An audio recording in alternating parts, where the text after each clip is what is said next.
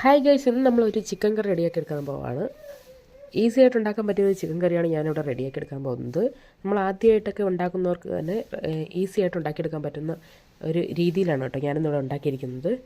അപ്പോൾ അതിന് വേണ്ടി കഴുകി വൃത്തിയാക്കിയ കോഴിയിലേക്ക് കുറച്ച് വേപ്പില, ഇഞ്ചി, പച്ചമുളക്, വെളുത്തുള്ളി എന്നിവയുടെ പേസ്റ്റ്. ഇനി പൊടികൾ ചേർത്ത് കൊടുക്കണം. മഞ്ഞൾപ്പൊടി, മുളക് പൊടി വന്നിട്ട് കാശ്മീരിയും പാണ്ടിയും കൂടെ മിക്സായിട്ടുള്ള പൊടിയാണ് ഞാൻ ചേർത്ത് കൊടുത്തേക്കുന്നത്. ഇനി വേണ്ടത് മസാലയാണ്.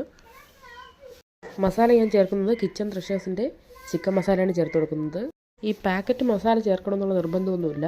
ഗരം മസാല വീട്ടിൽ നമ്മൾ തയ്യാറാക്കിയ നല്ല അടിപൊളി ഗരം മസാല ഉണ്ടെങ്കിൽ അത് തന്നെ മതിയാവും. ഇനി കുറച്ച് ഉപ്പ് കൂടെ ചേർത്ത് കൊടുക്കുക. ആവശ്യത്തിന് ഉപ്പ് കൂടെ ഇട്ട് കഴിഞ്ഞാൽ നമുക്ക് ഇതെല്ലാം കൂടെ ഒന്ന് കൈ കൊണ്ട് തന്നെ മിക്സ് ചെയ്തെടുക്കുക. കൈ കൊണ്ട് മിക്സ് ചെയ്യാൻ പറയുന്നത് വേറൊന്നും കൊണ്ടല്ല, നമ്മുടെ ഈ പീസുകളിൽ മസാലാസ് എല്ലാം നന്നായിട്ട് പിടിക്കണമെങ്കിൽ നമ്മൾ കൈ കൊണ്ട് തന്നെ മിക്സ് ചെയ്യേണ്ടതായിട്ടുണ്ട്. ഇനി ഇത് നന്നായിട്ട് മിക്സ് ചെയ്ത് കഴിഞ്ഞാൽ റെസ്റ്റ് ചെയ്യാനായിട്ട് മാറ്റി വെക്കാം. ഞാനിത് റെസ്റ്റ് ചെയ്യാനായിട്ട് ഒരു 10-15 മിനിറ്റ് ഫ്രിഡ്ജിലാണെന്ന് സൂക്ഷിച്ചത്. ഫ്രിഡ്ജിൽ സൂക്ഷിക്കുമ്പോൾ ഇത് നന്നായിട്ട് പിടിക്കും. ഇനി അതവിടെ ഇരിക്കട്ടെ. നമുക്ക് നമ്മുടെ ചീനിച്ചട്ടിയിലോട്ട് എണ്ണ ചൂടാക്കാനായിട്ട് ഒഴിച്ചു കൊടുക്കാം. എണ്ണ വെളിച്ചെണ്ണയാണ് ഉപയോഗിച്ചിരിക്കുന്നത്. സൺഫ്ലവർ വേണമെങ്കിൽ ഉപയോഗിക്കാം.